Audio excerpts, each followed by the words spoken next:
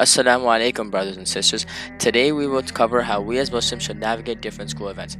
As the school year has just started, it's crucial to address the stark and unfortunate reality many of us here in the West encounter as part of our daily lives. Many of us attend public schools, and we want to highlight the different sort of events we encounter commonly in our schools and how as Muslims we should approach them. Now let's dive into the various school events we encounter and how to navigate them as a practicing Muslim, seeking to please Allah and stay away from His displeasure. First, we have school dances, proms, and homecoming. These events are often advertised as the ultimate social gathering, and the pressure to attend can be intense. The schools make a big deal out of it, and peers ask if you'll be going. But as Muslims, we need to consider the Islamic perspective.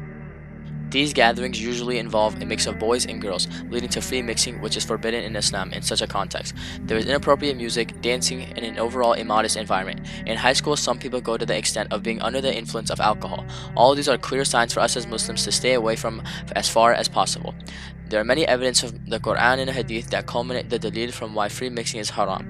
And to summarize, here is a statement from Imam Ibn al-Qayyim. He said, "There is no doubt that enabling women to free mix with men is the root of every calamity and evil. It is one of the major causes of sweeping divine punishment, as well as one of the causes of corruption of the general and specific affairs." So, how do you say no when people keep asking? Often the simple answer is, "No, I am a Muslim, I don't attend events like these. It is against my religion." It is more than enough. When a peer wants to sit down and have a conversation, you can go and explain each of the things wrong and the Islamic evidence for it. Tell them that our Creator has laid out a way for us to live our life that is better than anything the human mind can think of. And let them know that is not the way to live. Explain your values to your friends and teachers. Remember, Allah's boundaries are there to protect you. This can even be an opportunity for da'wah when someone sincerely asks about why you don't attend such events. Next, we have school assemblies, where activities like pledging the allegiance or singing the national anthem are common. While assemblies in and of itself may be just fine, it's essential to understand where the line is crossed in terms of halal and haram. Often assemblies have speeches from school principals and guest speakers, and there's nothing wrong with that. But when it comes to singing the national anthem or doing the Pledge of Allegiance, this is where trouble arises. Jabir ibn Abdullah al-Ansari radiallahu anhu narrated what happened at the watering place of Al-Muraisi, which led to the Munafiqun stirring up the traces of Asabiyya and seeking to destroy the unity of the Muslims. He said, "We were on a raid when one of the Muhajirun kicked one of the Ansar. The Ansar said, 'Oh Ansar, help me,' calling his tribe. And the Muhajir said, 'Oh Muhajirun, help me,' calling his tribe. The Messenger of Allah subhanahu wa ta'ala heard them and said, 'Why are you stirring up something which belongs to the Jahiliyyah?' Nationalism is considered problematic in Islam, and pledging allegiance to any system other than Islam goes against our beliefs. The idea of nationalism is an ignorant idea that traces back to the pre-Islamic paganism and tribalism, something which Islam clearly denounces and rejects. In the hadith of the Prophet ﷺ, it is stated, "He does not belong to us, the one who calls for Asabiyya. He does not belong to us, the one who fights for Asabiyya. He does not belong to us, the one who dies for Asabiyya." When the time for the pledge or national anthem comes, just stay silent, stay seated, or both. Recite a surah while everyone else is reciting their pledge or national anthem. You will get good deeds while doing it. You may find it tricky to answer if someone asks you why you are not singing the national anthem or saying the Pledge of Allegiance, since they may find it very offensive if you are not being patriotic. But we have to remember that we only live to seek the pleasure of Allah and no one else's.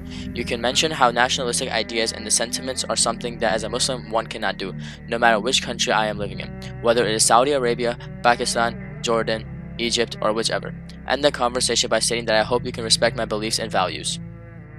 Moving on to school sports events.